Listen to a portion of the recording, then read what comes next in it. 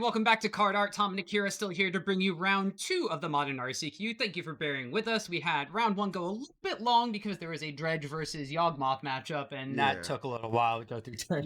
Yogs always take a while to close it out. Did you get who won that match? I think that might have actually ended in Yawgmoth's favor, but we're going to have to see as we go through the standings and through the rounds. We do have 2 players sitting down and shuffled up, ready to go for game number 2, round number 2, game number 1. We are going to wind up having a matchup that's probably a little bit more tried and true about modern, maybe more recent times. We are going to have an Eldrazi Tron deck going up against a Ruby Storm deck. I'm hoping I do well. Also. And I don't think my deck look like the Tron deck have the red play mat. I guess they're like leaning into the Tron side of things and using the kind of like Matrix theme color. Yeah. You know, like they're that type style of Tron instead. Yeah, but this matchup is an interesting matchup because they're both trying to do very different things. Tron, especially Eldrazi Tron, is trying to play big creatures and attack you, and Storm just want to do Storm things. Yeah. We may wind up having the players swapped, actually, so that may be why the Storm player is. The Eldrazi player supposedly has the red deck, but we'll see as soon as they wind up putting cards down, just to make sure that everybody has some stuff. Looks like, yeah, we do have it flipped, so it's actually Alex on the right is going to be playing the Eldrazi Tron deck, whereas Joaquin on the left is going to be playing the Ruby Storm deck. And look like Alex just revealed 2 Devourer of Destiny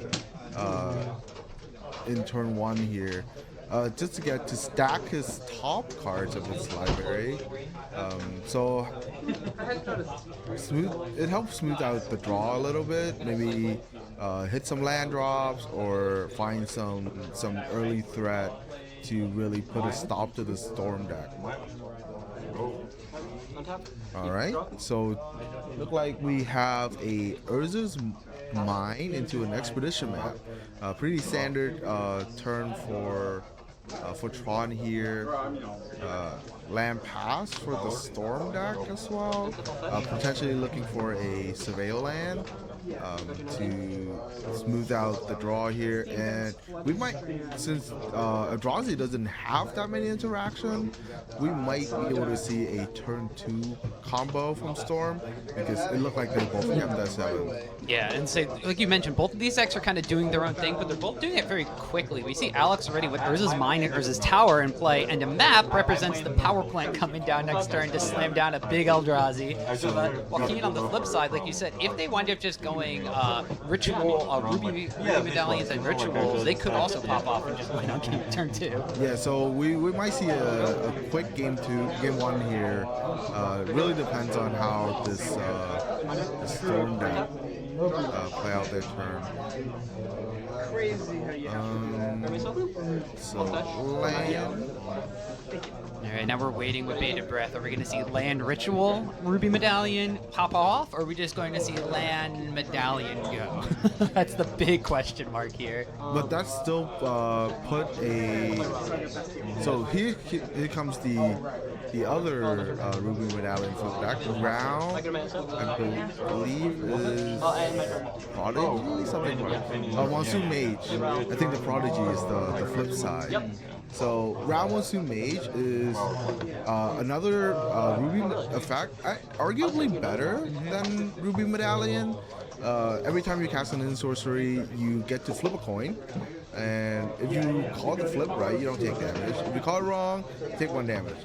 But the most important part is if you call the flip right, you get to flip the route into his Planeswalker form, and this Planeswalker form said when he entered the battlefield with additional loyalty counter for every instant or sorcery spell you cast this turn. So the goal is to keep chaining spell together until you cast about 6 instant sorcery, win your coin flip, and flip Growl, immediately ultimate him to get 8 cards off the top of your deck, and just to keep going. So Tron play. So pass back to Alex. Grab his third Tron land and play a Devourer of Destiny to eat up the Rao here. So Tron deck kind of doing what it wants to do. Wind up playing just that Devour on 7 because, you know, 3 equals 7 in the Tron deck. And we did wind up having just, looks like a Ren's Resolve being cast on the side of Joaquin, just being able to get a couple of extra looks at some cards, seeing to find a third land there, in addition to just keeping one off to the side. Could play next turn. Looks like it might have been an additional copy of Ren's Resolve. Meanwhile, just Alex doing Eldrazi things. Now he's got a big 6/6 on the opposite side, going to start smashing. Joaquin's down to 10, down to 12. And a Karn to follow up. So Karn gonna get to grab a artifact out of the sideboard here, and if the artifact is something like a yeah, it looks like just going to the sideboard, and Joaquin said if you show him the damping sphere, he's gonna scoop. Or Trinisphere, yeah. Trinisphere also winds up working there because the Trinisphere just basically makes everything from the Storm deck cost way too much mana, so it can't actually do anything. Yeah. Pretty rough for us. I'm surprised he played out the Rao, knowing that Alex had 2 Devourer of Destiny in his hand and a way to get to Tron. Yeah, so that's just going to be a quick little pickup win there from Alex. As we mentioned, both of these decks kind of wanting to play kind of quickly rather than going for something a little bit more slow and grindy like we saw in round number 1, where we wind up having Necro Dominance going against Jeskai Control. Both of these decks are looking to execute their game plans extremely quickly, and we saw that the Eldrazi Tron deck just kind of had a really great start with those double Devourers, got rid of the Rao, could have potentially gotten rid of anything that Joaquin was playing on their side, and the Ruby Storm deck, if it did not have the ultimate pop-off turn, and therefore just yeah, so in that board state, knowing that my opponent have the Tron ready and a Devourer of Destiny, you kind of have to hold on to the Rao a little bit to make sure that you can go off. But then if your opponent just play a card and tutor off Trinisphere, it's pretty rough for you as well. Yeah, the Trinisphere was kind of just the icing on the cake there. So the Eldrazi Tron deck, now that it plays Karn the Great Creator, there are going to be a limited amount of cards that Alice can actually sideboard in. And with the Ruby Storm deck, you're a very tight list. You have a certain amount of cards you need to run, or your deck really doesn't function. So how are these decks going to be sideboarding? Maybe taking a look at what Joaquin is doing first, since they are the one that looks like to be, they're still sideboarding and Alex is just shuffling up. So I know Ruby Storm does have a couple sideboard cards that they usually bring in, but most of them are usually the answers to control decks. Something like a what's that card that stops your opponent from casting spell in the turn? The artifact. And something like so since Joaquin is a green splash Ruby Storm deck, something like Summer is in the sideboard, but you're not looking to bring those in against Eldrazi Tron. So the option, I know some Storm deck play a one of Blood Moon in the board to be able to wish for it against something like this. So maybe that is the strategy for Joaquin, where you sideboarding very minimally and bring in use Wish to find your answer. Maybe something like a Braid could come into the main deck. Braids, Nature's Claim, some sort of like artifact removal or destruction effect to kind of stop the Trinisphere play from Alex. Yeah, but if you're taking a turn off, if you're taking cards out of your deck to bring in these answers, it make your turn 2 and turn 3 combo a little bit less consistent. You can whiff a lot if your Ren Resolve and your Reckless Impulse just doesn't hit the right cards. So we'll have to see what Joaquin is actually doing. Of course, there are a couple of cards in the Storm list that make it go really, really fast. So like Strike It Rich, being able to create a treasure token, giving you that extra mana. You need to kind of have all your Desperate Rituals and Monomorphos in this list to really kind of keep going. But we'll see maybe maybe the Wish package kind of gets removed in order to have main deck answers. You don't have to wind up trying to pay extra mana to find them. We'll wind up seeing here, it looks like Joaquin draws 7. Thinking about keeping it. Looks like they are shuffling their hand around. Looks pretty good. Alex, in the meantime, though, just surveilling his own 7. I'm about to see. It looks like Joaquin didn't like what he saw. He's going to wind up mulliganing down to 6. Alex, however, Alex is looking pretty stoic, though. I can't really tell what Alex is thinking. He seemed pretty content with his hand. Doesn't seem like a rush to put it back, so maybe it's a pretty good hand. So if you were looking at Alex's hand in game number 1, Alex literally went land go, land map, Tron, Devourer, and then popped off from there with the card the Great Creator. So the curve from the Eldrazi deck is going to be a lot easier on its keeps, because as long as you have a map or a couple of those Tron lands in hand, you're like, yeah, this is a keep. Yeah. You're not as confident as like the Storm deck. Yeah, Tron is really easy mulligan. Especially Eldrazi Tron, where you're not rushing to complete Tron to be able to cast your spells. You have like cheaper Eldrazi that you can kind of curve out with. So looks like for Key, have a 6. Yep, and Alex has nothing to do on turn 0 this time. No Devourer doesn't or anything coming in. So it looks like Joaquin just going to be playing, I believe that's a Surveil land. Looking to see if they want to keep it on top or not. Put a ruby medallion to the figure. So that tell Alex that he has something. Find out everything in your deck is good against me. You have to figure out. No, it looks like there might have been a Devourer on Alex's side. Oh, so yeah, because I think you reviewed Devourer at the beginning sideboard of 20.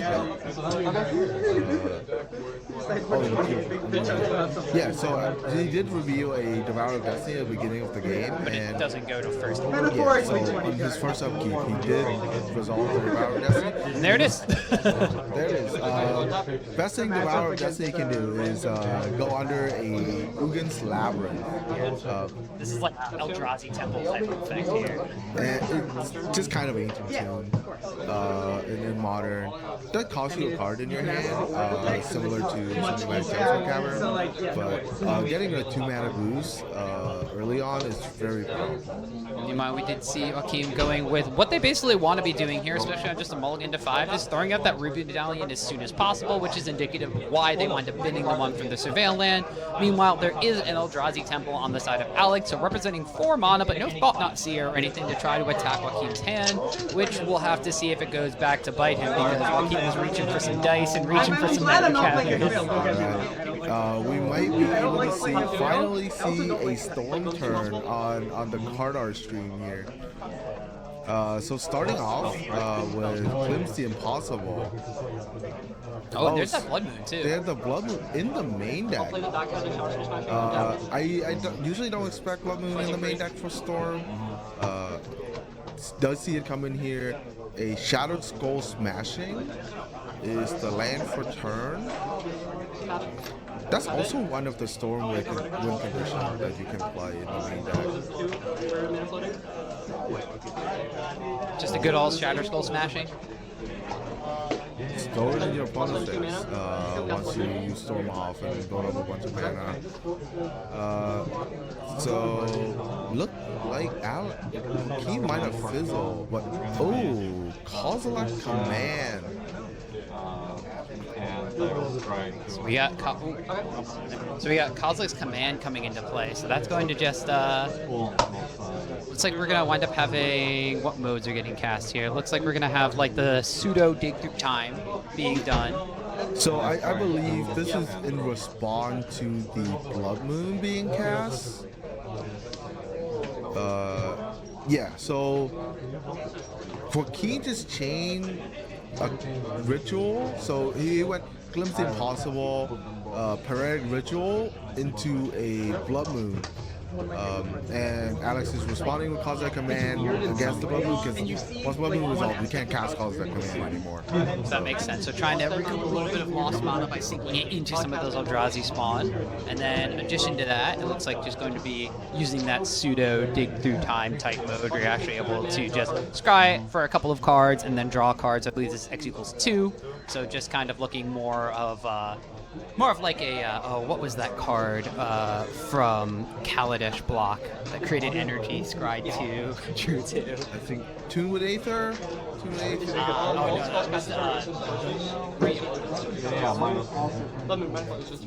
it does look like that Blood Moon having resolved now. 4 spells having been cast for the turn. There is still 2 floating red mana from the team side. Yes, that was from the Manamorphose. And those mana are going to get 1 mana into Ral, so Joaquin's spells are discounted by 2 now, but beyond 1 mana is usually not needed. Ral is here just to make sure that, so Joaquin, his goal is to flip Ral. It looks like instead of having a coin, just doing odd even, same 50-50 odds, so just shortcutting that one with the tools that they have. So it looked like he did win the flip, just didn't take any damage, but decided not to flip because he's not there with the Instant Sorcery yet. So Valakut Awakening here to mulligan his hand and trying to look for a little bit more action here. Yeah, so just going to be putting any number of cards from their hand on the bottom of the library, and then you draw that many cards plus 1. So this is, like you said, effectively mulliganing the rest of their hand and then trying to find extra spells to kind of storm off with. Looks like we do have still 1 floating red mana available, so just looking for another ritual type effect. You see on the top of Alex's of King's screen over there, they are currently tracking a total of 7 storm count. Yeah, so 7 storm count with 5 of them being instant sorcery. So 1 more instant sorcery being cast is where you want to flip the Ral, but you do need to win the coin flip first. There are instances where you just chain spell together and Ral just keep pinging you in the face, and you end up losing the coin flip. It looks like Wish being cast here. Empty. So Joaquin empty out his mana pool to cast a Wish. Ended up winning the coin flip. That's going to be pretty huge then, because this means that you're going to be able to utilize that kind of ultimate ability from Ral, so now you don't need to worry about mana. Yeah, that was a risky line that Joaquin took, because if he lost that coin flip, then that's it, you're done. Yeah, that's it. Like the turn's over, and I don't know if he can cast anything out of his sideboard with no mana after casting the Wish. Yeah, so it looks like that Joaquin kind of high rolling there a little bit, because Joaquin looked at the Valakut Awakening for like restock, kind of shook their head, and then was like, okay, I guess I'm gonna do this. So looking at the top 8 cards, but maybe the luck ran out here. I see double Desperate Ritual. I see Ren's Resolve. There's a Ritual and a Reckless Impulse. So Reckless Impulse. Yeah, he could keep going. He definitely can keep going. That's 6 mana, and Wish say that until the end of turn. You can cast anything in your sideboard. You don't have to do it right away.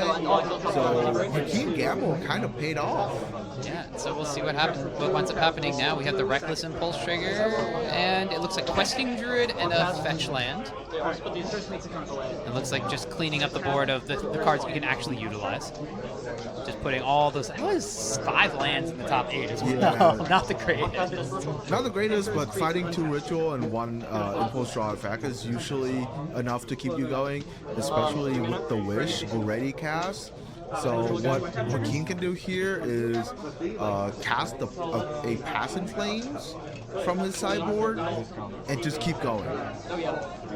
And the Pass in Flame will let him rebuy the Wish in his graveyard to find a win condition like a Grape Shot. Looks like we're looking for Seek the Beast currently, so just trying to go a little bit deeper. So we're at Storm count is 12. We have, looks like 10 of them are instants or sorceries. There's a another wish and there is another glimpse. So we could potentially look at the top 3 again. So that's going to cost him down to, looks like, 3 mana remaining. Mana remaining. I'm surprised he keep going like this. I think he just doesn't have the win condition maybe in the sideboard. Because if it was me, I would have just cast that wish and get a passive flame in my sideboard. And say if the Passive Flames is there, right now we're at 2 floating mana, so you can't actually cast that one anymore. You only have 1 cost reducer because we got rid of the Rao. The Rao flipped and went away. So he casted another Rao here. So the Rao came back, but he's now low on mana. He doesn't have mana anymore. It looks like 1 remaining mana. We're gonna see if the Rao flips. I don't think you. I think you need to flip this Rao to keep going. We might see a Fizzle turn. With how? Okay, one more Desperate Ritual. One more Ritual. We keep going, I guess. So that brings us up to what? 2 mana? 2 mana floating with 11 instant or sorcery, and storm count is 14. So win the flip. Gonna flip the Rao. And we're gonna see another top 8 card. All right, so we're gonna wind up going 8 more cards here on the Storm deck. Alex is making sure, maintaining a proper board state because he's completely tapped out besides these 2 Scions. So we did see the Abrade came in, 2 Pass and Flame, but no Ritual. I can use my wish that still exists in Great Use and Pass Flames. And there is still a Wish card. Oh, right. So I still have my wish. Wish costs 3 mana, I believe. Or he had the Wish that was cast, I think is what he's saying from before, because that Wish that is currently on the board was exiled but not actually cast. So he's finding the Grape Shot off of the Wish previously. And instead is just going to find that one, and with just enough spells being cast, Xaxes for 20 on the Alex.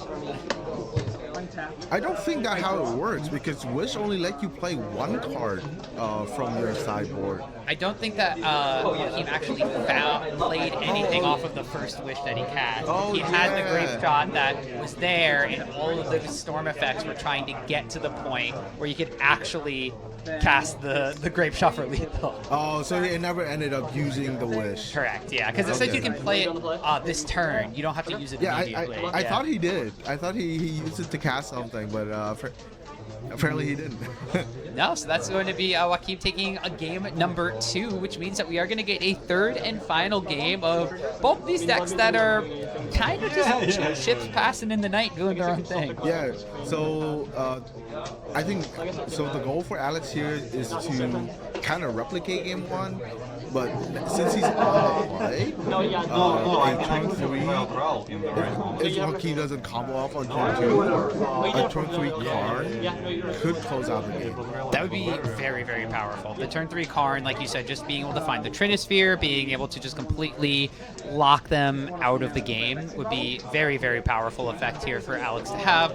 Joaquin, we did wind up seeing a couple of Abrades being brought in from the sideboard. Those are probably staying in the deck to prevent that Trinisphere turn from completely shutting him off. Yes, it will wind up buying a turn for Alex, but we wind up seeing, I think that was turn 3 for Joaquin was when you wind up going off. So you play a Trinisphere, you have to use your turn 3 to do that, or maybe you can Ritual and float the mana in response and Abrade untap go off. I think Alex with the Abrades in main deck might be okay with that. Yeah, I think Joaquin with the Abrade, but you have to see the Abrade. I think he ended up seeing like 2, maybe 3 of them off of the other Impulse Draw effects, so didn't really have any in his hand. Also, Alex has had a slow start in this one, where he played a Ugin Labyrinth into a Eldrazi Temple, but had like no threat or no stacks pieces to follow it up. Yeah. And he just took advantage of it. And, It does happen, yeah. combo out on turn 3. So we'll end up seeing if Alex on the play is able to keep something a little bit more proactive. It looks like they are going to be mulliganing their hand of 7. Of note, Joaquin was also on a mulligan to 6 that game, and still was able to combo off on turn 3. So. Storm is one of those decks where you can mulligan pretty deep, but you do need a critical mass of card to be able to storm off. So mulliganing is risky, but there are 5-card hand and 6-card hand that still do it if the top of your deck is kind to you. Yeah, so we'll see if Joaquin can kind of recreate that scenario with 7 on the draw this time around. Alex with 6 on top. Well, if you're the Eldrazi Tron deck now, we obviously didn't see a ton of sideboarding, Karn Wishboard and everything. Both of these decks actually packing Wishboards, just Joaquin deciding to put some of them into the main deck. But Alex's side, what are you looking for as the Tron deck as your opening hand? Obviously, 1, 2, 3 Tron would be perfect, but what else do you want? Yeah, of course, the 1, 2, 7 count. Yeah, sorry, 1, 2, 7. Sorry, I didn't learn my math properly. Yeah, the 1, 2, 7 count is very powerful. But once again, Devourer of Destiny is a way for you to basically mulligan the top of your deck to find either a way to get to Tron or something like, again, Karn the Great Creator is a very important card in this matchup. Maybe if you already have those, maybe a follow-up threat that put Joaquin on a block, so he doesn't have that time to find the upgrade. Looks like we are going to start off Alex down to 6. Is going to just exile this All Is Dust in order to have the Ugin's Labyrinth tap for 2 mana there, be its Ancient Tomb Impression. Meanwhile, just going to be a fetch land from Joaquin's side, passing of the turn. Eldrazi Temple, so we got 4 mana, and we got the Thought-Knot Seer So this game. time we do have the Thought-Knot Seers, and we get to see Joaquin hand here. Double Abrade. So did find the Abrade this time, but no ritual. Yeah, so this is a very reactive hand being kept here from Joaquin. So looks like Abrade, Ren's Resolve, Pesting Druid, and Lens. So basically, this hand, Joaquin is banking on going long this game, leveraging the Abrade to kind of push through a Karn turn, and then using the Impulse Draw effect to find his other combo pieces. How do you feel if one of those impulse effects, though, goes away? Feel pretty bad. Yeah. But taking the wish, so wish, I think taking the wish here is actually correct. You don't really care about the impulse draw effect because those can whiff, but the wish is a very important card for Storm because that's how they get to the win condition. So when I play Storm, if my opponent surgical the wish, you kind of run out of win condition because it's not that many of them in your main deck. So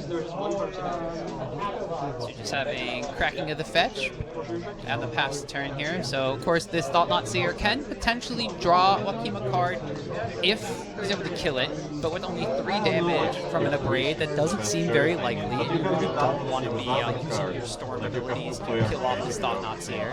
So like you said, this is a bit of a precarious position now because Joaquin might have been banking on finding rituals off of all those impulse effects, and then using the wish to again either have the grape shot off to the side for a big combo turn, or finding that past in flames, and now you're kind of left with a pseudo control hand, but your control cards don't do anything against these Eldrazi.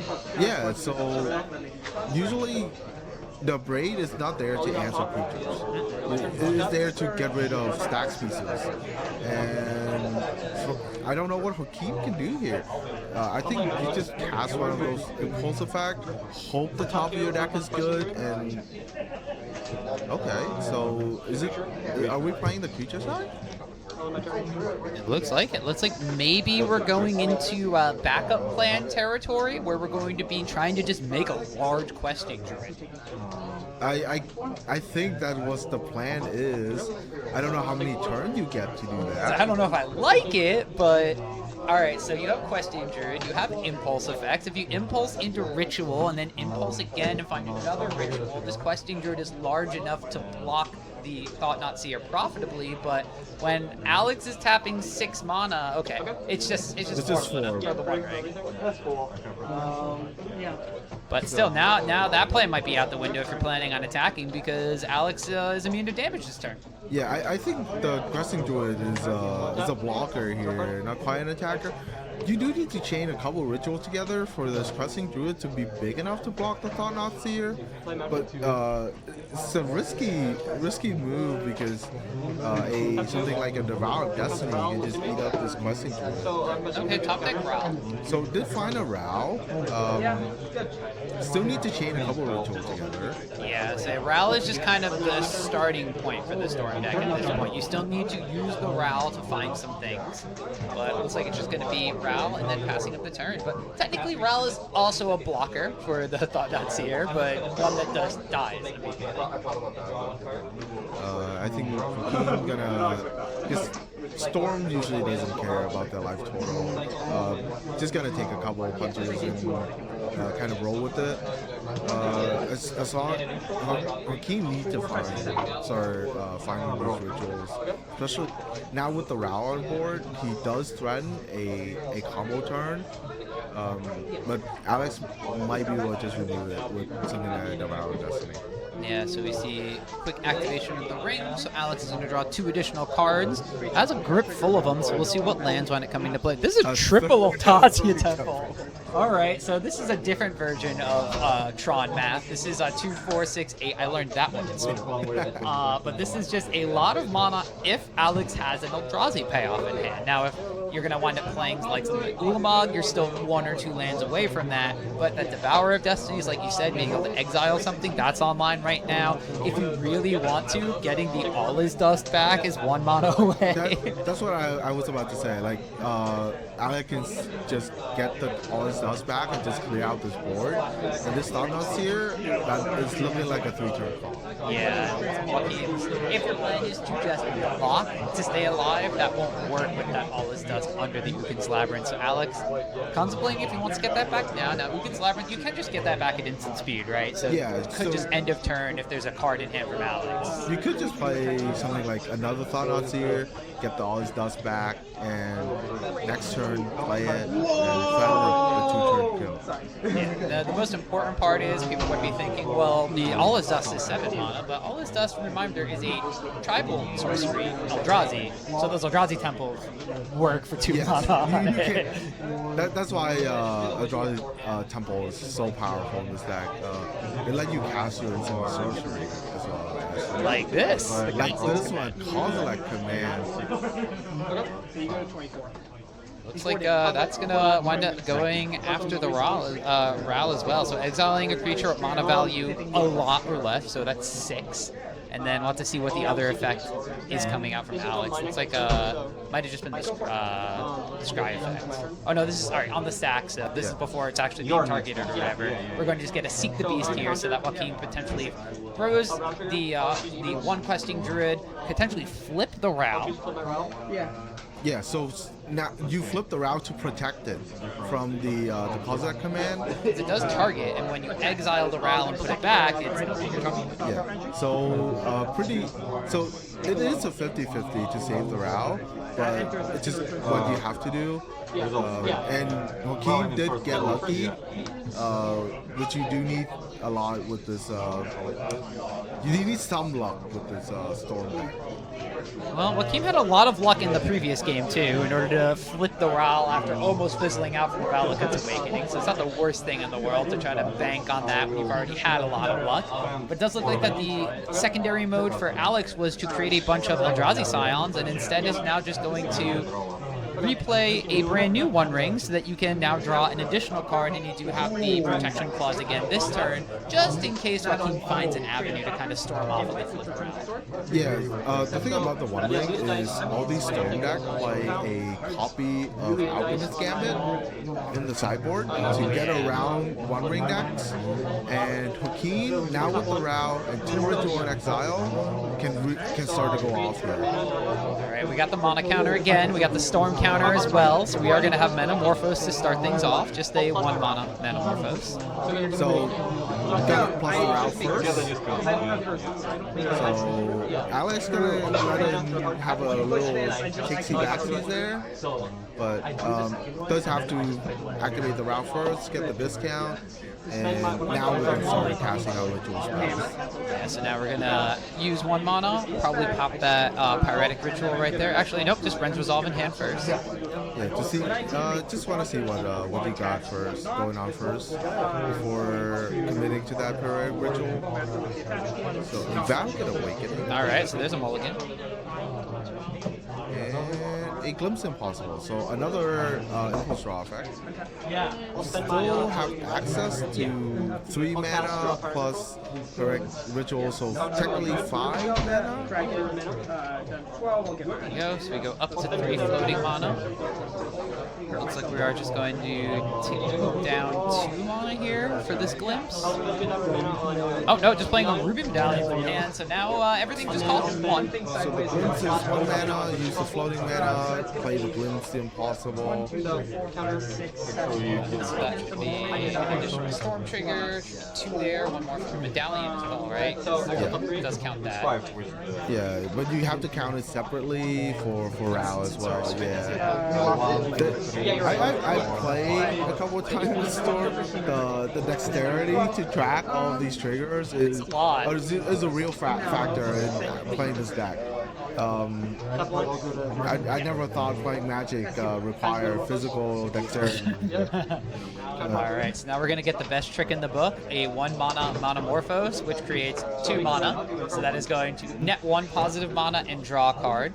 Interestingly enough, I believe that's a Stomping Ground there from Joaquim, so we still have a land drop available for Joaquim this turn. So, an access to a total of 4 mana, play another Ral. Which is only reduced by 1 thanks to the Ruby Medallion. It is a red card as opposed to an instant or sorcery like the other Ral is wanting to do. But now this is why tracking those instants and sorceries matters, because there is technically 1 less instant or sorcery than Storm Count that is on the board, because one of those is from a Ruby Medallion. Yeah, and I think Joaquim is at the point where he's looking to flip this route, and even when he flipped this route, he gets to keep the discount now because of the first route. So win the flip. Alright, easy. Just keep winning the flips. Keep winning the coin flip. I guess that's the secret to playing Storm. That's what I miss, is not winning my coin flip. So this Ral is going to be coming in with at least 6 additional counters, which means that we're going to wind up having just a straight minus from that, which means we look at the top 8. There's still those 2 lands that are floating right there that Joaquim can use as one of these land drops if you need to. There's no floating mana left available, but we know with at least 2 mana available, basically anything is live in Joaquim's deck right now. Yeah, and he just got to resolve a Valakut Awakening as well, winning his entire hand, so probably so Ritual, Blood Moon 2, Past in Flames, another Ritual, Braid, a wealth of riches here. Yeah, I think the Past in Flame really seal it off here. The only thing that is in favor for Alex is Joaquim doesn't have access to a Wish. He have not found a replacement Wish yet. Could be in his hand from the Valakut Awakening, but from known information, he doesn't have access to his sideboard and cannot quite close out the game yet. We get a Impulse cast here. Also happen to break, but that kills the Eldrazi spawn, I guess. That basically, I mean, that might be relevant at this point. If Alex doesn't have the Wish effect, this Questing Druid that's been collecting counters this entire time is the win condition. Oh, there's the Wish. I think Joaquim will be able to close out the game here with the Past in Flame as well. We're looking for... There should be a ring trigger on the stack from Alex, though, right? So do we need to have the Gambit in order to go off? Yes, but so the thing is, now that you have access to another Ral, you can just wish for Alchemist Gambit, use the Past in Flame to recast all your ritual and Wish gets exiled, right? No. Wish doesn't exile itself. Wish doesn't exile itself. I'm thinking of Burning Wish. Yeah, Burning Wish does, but Wish doesn't exile itself. It'll end up in the graveyard, and you just get to redo this turn with the Alchemist Gambit and close out the game. See which right here. You may play outside the game. There's a lot of Ral flips still happening and a lot of cool storm things going on, but this is pretty much in the bag here for Joaquin. I mean, we still have a land drop that we have to make. Joaquin's still going off, so I am not entirely sure if he's aware that Alex has a protection trigger. Unless Alex put the Alchemist Gambit in the main deck. I think at this point he can keep going.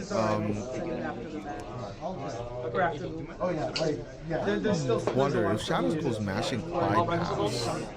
I think Shatterskull smashing is creatures or planeswalkers only. Yeah, it doesn't go face. So this doesn't go face, so we're looking for a way to get around the damage prevention or take an additional turn and have the grape shot to kind of follow that up. Maybe looking at an empty the Warrens type turn as well, just doing all this, putting an impossible amount of creatures on the battlefield, and then having Alex take his turn. But there's an All Is Dust under there. There is a Blood Moon that is exiled, so if that is Joaquin's plan, you gotta put that Blood Moon down, otherwise you're gonna get All Is Dusted.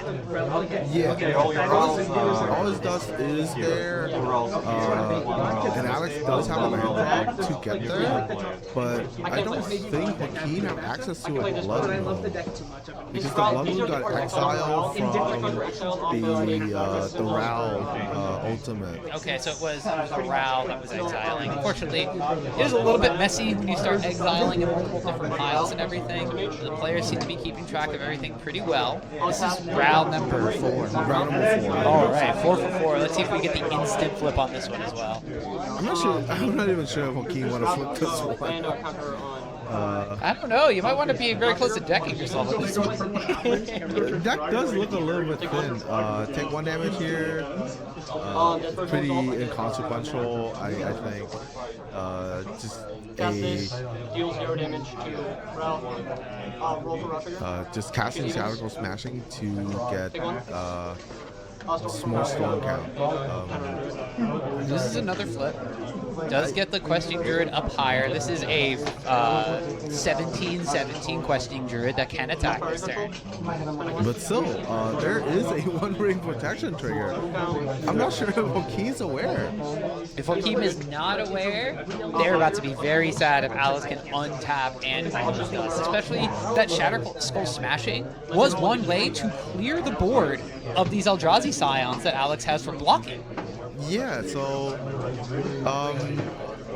I don't know what the end goal for Joaquin here. I am not familiar with any storm card in the sideboard that say ignore Damage protection. can be prevented kind of thing. There might be something like a Bone Crusher Giant that can be pointed at the Thoughtnuts here to turn on damage can be prevented, but then you still can't target Alex, so you have to crash in with the Questing Druid. Alright, well we're getting a wish, so let's see what Joaquin can find. Let's see, does Joaquin know something that we don't, or is he about to be very, very sad? So Galvanic Relay. Oh, I see the end goal now. So the end goal here is to exile his whole deck, cast the Wish again, use Metamorphose to get 2 blue mana for a Thassa's Oracle. A Thassa's Oracle? Yes, a Thassa's Oracle. So he's gonna deck himself? Yes, he did deck himself with the Galvanic Relay. Alright. The rest of his card is gone, so all he needs to do now is, so he's under Passion Flame, there's the Metamorphose to get 2 blue mana, Oh, is Alex realizing something? Keep realizing something? So you say Metamorphose, right? Looks like their Judge Brandon is double checking something. I don't know if Joaquin accidentally cast the Metamorphose and went to tick up red mana. He exiled his whole deck, so if he casts a Metamorphose, he loses the game. You let it resolve.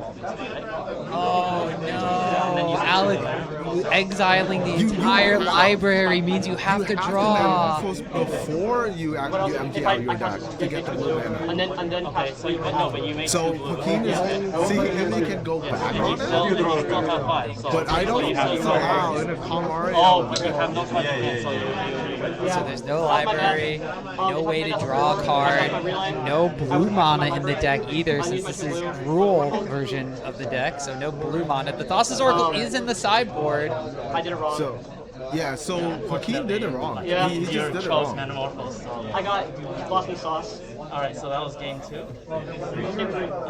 So yeah, Joaquin even saying, I got 2 lost in the sauce, cast the Metamorphose. There's no takebacks in Pump Ariel. I got lost in sauce. That was game 3. That was game 3. Yeah, he just lost himself game 3. He wound up losing the game. He said, like he said, he got lost in the sauce, and that's going to be Alex stealing the game away. Had the one angle covered with the protection from the One Ring, but then the second angle, the Thassa's Oracle from Joaquin, just a misplay and a mismanagement of the spells that were being cast resulted in the game going in Alex's favor.